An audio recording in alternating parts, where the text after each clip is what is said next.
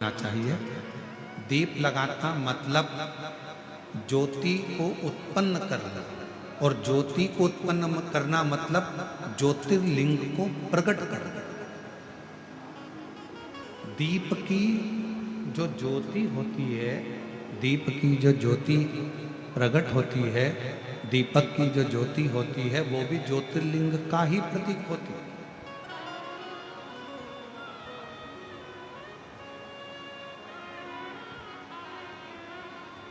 दीपक की जो ज्योति है वो ज्योतिर्लिंग का ही प्रतीक है, ज्योतिर्लिंग का प्रतीक। इसलिए दीपक लगाते समय व्यर्थ की किसी से बात ना करी जाए। दीपक लगाते समय किसी से व्यर्थ की बात ना करते हुए जिस दीपक को आप प्रज्वलित कर रहे हो, जिस दीपक को आप लगा रहे हो, आपका ध्यान उस शिव की ज्योति में केंद्रित होना चाहिए।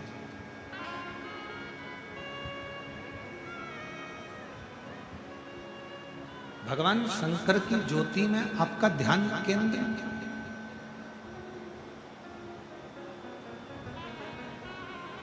और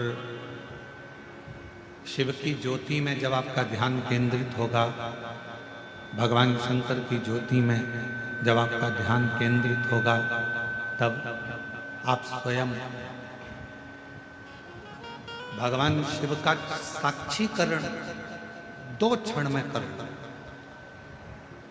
तो दीप जलाते समय चाहे मंदिर में दीपक लगाओ, चाहे घर के अंदर मंदिर में दीपक लगाओ, चाहे बेलपत्र के वृक्ष के नीचे दीपक लगाओ, चाहे आंवले के वृक्ष के नीचे दीपक लगाओ, चाहे आप घर के दरवाजे पर दीपक लगाओ। दीपक लगाते समय तुम्हारा ध्यान केंद्रित दीप में जो ज्योति है, ज्योति में जो शिवलिंग है, ज्योतिर्लिंग है, उस ज्योति का दर्शन करते समय अपने ध्यान को केंद्रित। दूसरा, भगवान शंकर को, सूर्य नारायण भगवान को, तुलसा महारानी को, बेलपत्र को, आंवले के वृक्ष को, पीपल के वृक्ष को, बट वृक्ष को, शमी वृक्ष को जब आप जल चढ़ाएं, तो जल चढ़ाते समय भी व्यर्थ की बातें ना करते हुए, जल चढ़ाते समय जल की जो धार है, उस धार पर अपना ध्यान केंद्रित होना चाहिए।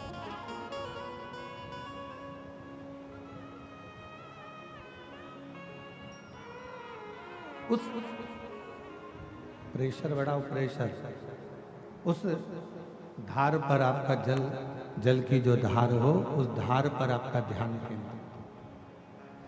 दीपक की ज्योति पर आपका ध्यान केंद्रित हो, जल की धार पर आपका ध्यान केंद्रित हो। तीसरे नंबर पर कहा गया, तीसरा स्थान जो कहा गया, जब भगवान शंकर के मंदिर में, देवता के मंदिर में, देवालय में, शिवालय में जब आप भगवान को प्रणाम करने के लिए, नमन करने के लिए नीचे झुके हो, उस समय पर आपका ध्यान भगवान के चरणारविंद में केंद्रित होना चाहिए।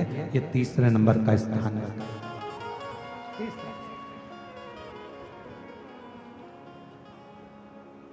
ज्योति, थोड़ा प्रेशर खोल जाए।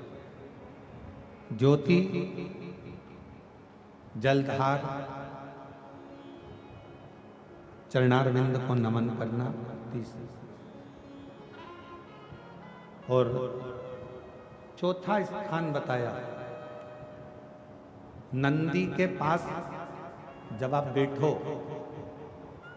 हमने पहले भी कथा में कहा, जब कोई बहुत ज्यादा, बहुत बड़ा कोई तकलीफ, कोई कष्ट, कोई दुख, कोई परेशानी आपकी जिंदगी में यदि आ गई हो, तो नंदी के पास शंकर जी को जल चढ़ाने के बाद 2 मिनट, 2 क्षण, 1 मिनट, 5 मिनट, जितना मिल जाए, आधा मिनट, 1 सेकंड नंदी के पास बैठना चाहिए।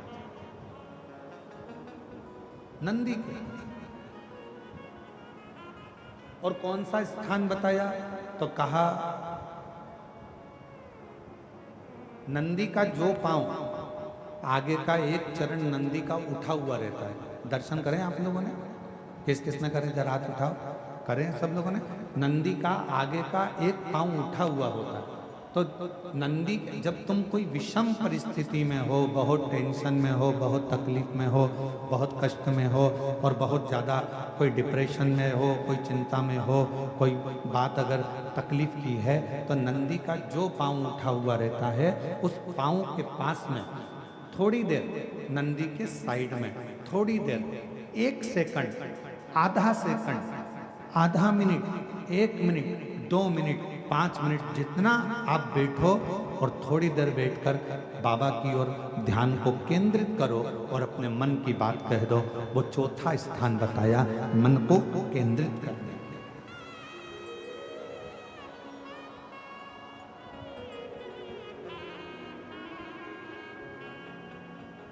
पांचवा स्थान, जब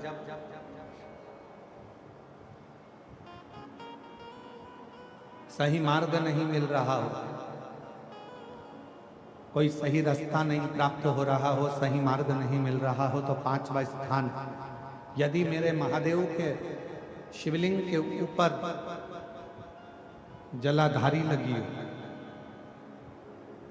तो मंदिर में गए, शिवालय में गए और भगवान शंकर के शिवलिंग के ऊपर यदि जलाधारी लगी हो, तो जब आप भगवान शंकर के मंदिर से बाहर निकल रहे हो, तो बाहर निकलते समय अगर आपको दरवाजे पर खड़े होकर जलाधारी का यदि दर्शन हो जाए, तो 2 क्षण के लिए उसका दर्शन भी केंद्रित कर सकते हो। ये 5 स्थान ऐसे हैं जिन स्थान पर अपने भगवान के चरणारविंद को, भगवान के दर्शन को केंद्रित किया है।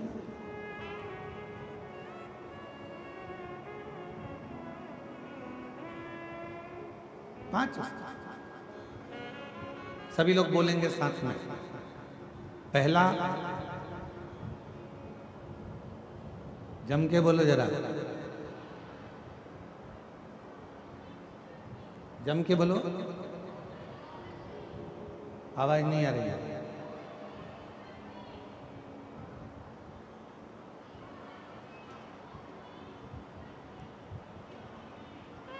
दीपक की ज्योति। दूसरा, जम के बोलो जरा, जल की धार। तीसरा, चरणों को प्रणाम करना। चौथा, नंदी के पास में, चरण के पास में बैठकर अपने मन की दशा को कहना। और पांचवा, भगवान के ऊपर जो जलाधारी लगी होती है, उस जलाधारी का दर्शन कर कर फिर अपने घर की। 5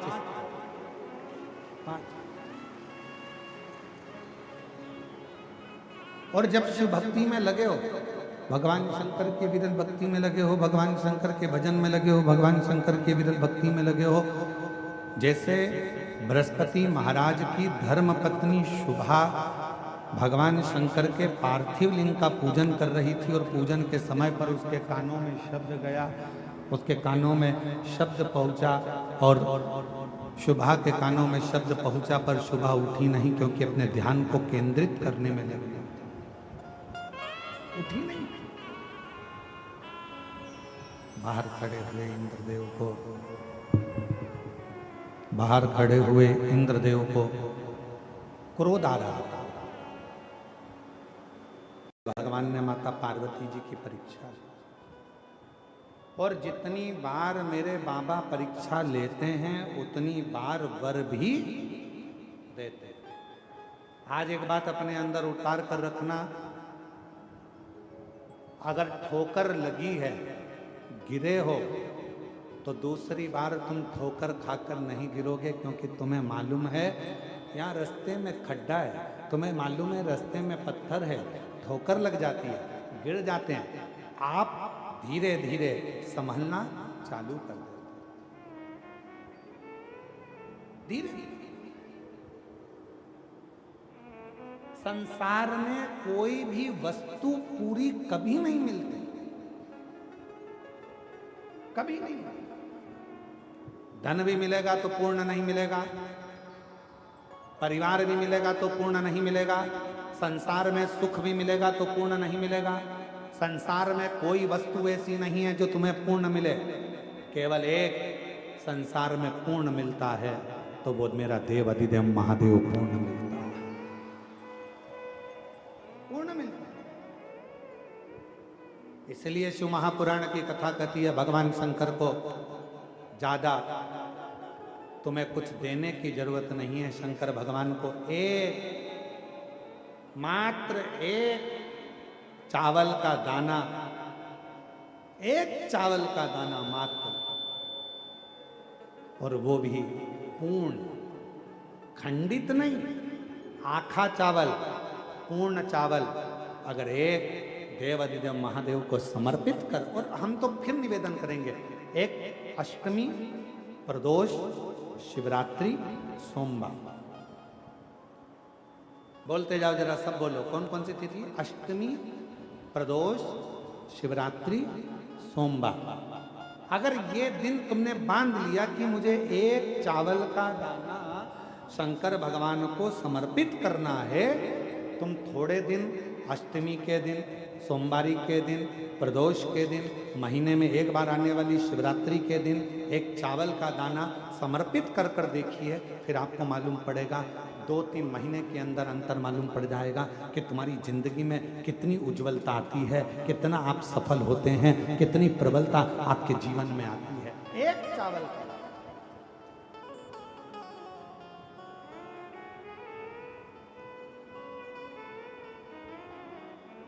और वो भी चावल का दाना धोला। चावल क्यों शिव जी को प्रिय है? क्योंकि वह चंद्र की आकृति का है, चंद्र के स्वरूप का है, श्वेत है।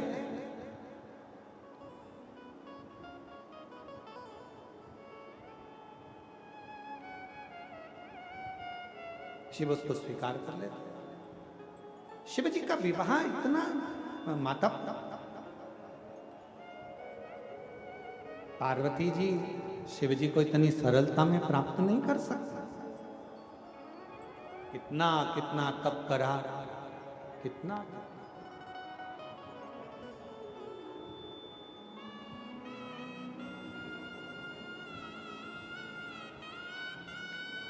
और ओ मेरे भोले, संसार की लौकिक रीति नहीं है। विवाह एक आत्मा और परमात्मा के मिलन का बिंदु भी है। एक आत्मा और परमात्मा के मिलन का बिंदु है। भगवान शिव पार्वती जी से कहते हैं, जरूरी नहीं कि पति धर्मात्मा है तो पत्नी भी धर्मात्मा होगी। एक बीमारी होती है शुगर की बीमारी, दादाजी को होती है तो उनके बेटे को जरूर होती है, और बेटे को होती है तो उनके बेटा बेटी को जरूर होती है। ये पैतृक वंशावली से चलती है। शुगर की बीमारी अगर पिताजी को है तो उसके बेटा बेटी को जरूर होगी, और बेटा बेटी को है तो उनके बेटा बेटी को जरूर होगी। आज नहीं तो कल होगी, पर होगी जरूर। शुगर की बीमारी वंश में, वंश क्रम में चलती है।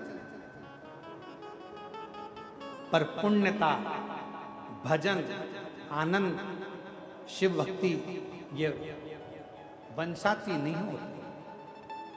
हिरण्यकशिपु जैसे राक्षस के घर में भी प्रहलाद जैसा पुत्र हो जाता है, भगवान प्रहलाद का जन्म हो जाता है। कहां किसने सोचा? कहीं कहीं पिताजी धर्मात्मा है पर बच्चे धर्मात्मा नहीं हो पाते, कहीं कहीं पर पति पत्नी दोनों धर्मात्मा है पर औलाद धर्मात्मा नहीं हो पाती, भगवान पर विश्वास नहीं कर पाती, भगवत भजन नहीं कर पाती, स्मरण नहीं कर पाती। तो शिवजी पार्वती जी को महाशमशान ले जाकर ये बताना चाहते हैं कि यहाँ आत्मा और परमात्मा के मिलन का केंद्र बिंदु ये शिव तत्व है। संसार सागर में अगर जन्म लिया है, मृत्यु लोक में अगर आए हैं, संसार सागर में अगर आए हैं, तो ये शरीर एक ना एक दिन जलकर भस्म हो जाना है। और भगवान तभी फिर पार्वती जी को कैलाश पर लेकर गए और भगवान श्री गणेश जी महाराज का प्रागट्य माँ जगत जननी जगदम्बा अम्बा के यहाँ हो रहा है। हमारे बीच में श्री ब्रजभूषण शरण जी पूर्व सांसद उत्तर प्रदेश से आए हैं। मैं उनको आमंत्रित करता हूँ व्यासपीठ पूजन के लिए। और साथ में संजय सिंह जी भारतीय कृषि संघ अध्यक्ष यहाँ आए। वर्ष में केवल एक श्रावण का महीना एक ऐसा होता है जिसमें मनुष्य हो, नाग हो, किन्नर हो, गंधर्व हो, सुर हो, असुर हो,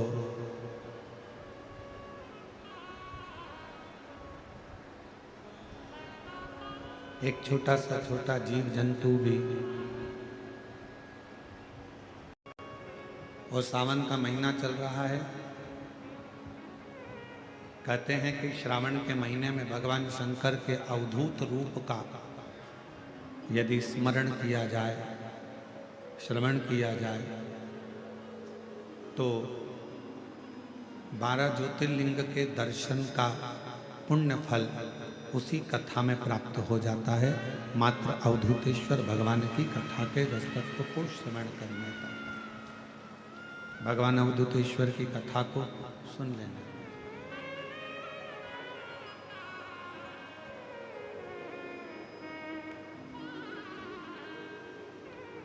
और ये कथा कर्णप्रिय, वर्णप्रिय और धर्मप्रिय, इन तीनों शब्दों में पहले नंबर का जो शब्द है कर्णप्रिय, जो हमें थोड़ा सा भी अगर हम बड़ा ही सुन लेते हैं, अपने लिए अच्छा सुन लेते हैं, तो हमारे भीतर थोड़ा सा अभिमान आ जाता है। इसको कर्णप्रियता कहते हैं।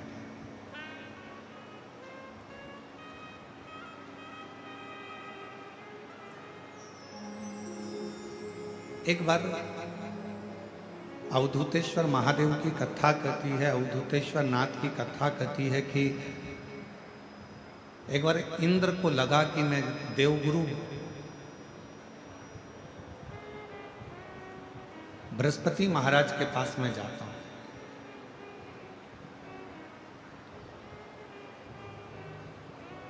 थोड़ा सावधानी से सुनिएगा, आज की कथा का स्मरण बड़ा सुंदर है। अवधूतेश्वर महादेव की कथा है। मैं बृहस्पति महाराज के पास जाता हूं और उनसे मुझे थोड़ा सा बात करना है, थोड़ा स्मरण करना है, थोड़ी चर्चा करना है। तो मैं वहां जाकर कुछ चर्चा करता हूं। चले अपनी मस्ती में अपने आनंद में, अपने आनंद के साथ अपनी अलमस्ती में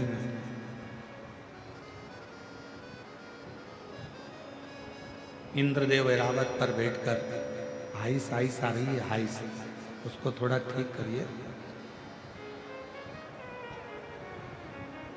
ऐरावत पर बैठकर इंद्रदेव बृहस्पति महाराज के घर पहुंचे, उनके कुटिया में। और बृहस्पति महाराज शंभु शंभु शंभु बृहस्पति महाराज की कुटिया में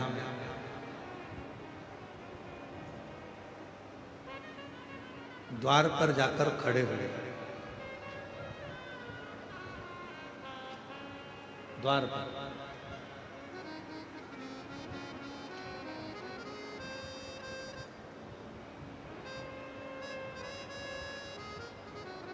हमारे बीच में शबरी नारायण वाले महाराज जी पधारे हैं। एक बार जोरदार ताली बजाकर स्वागत वंदन। प्रत्येक कथा में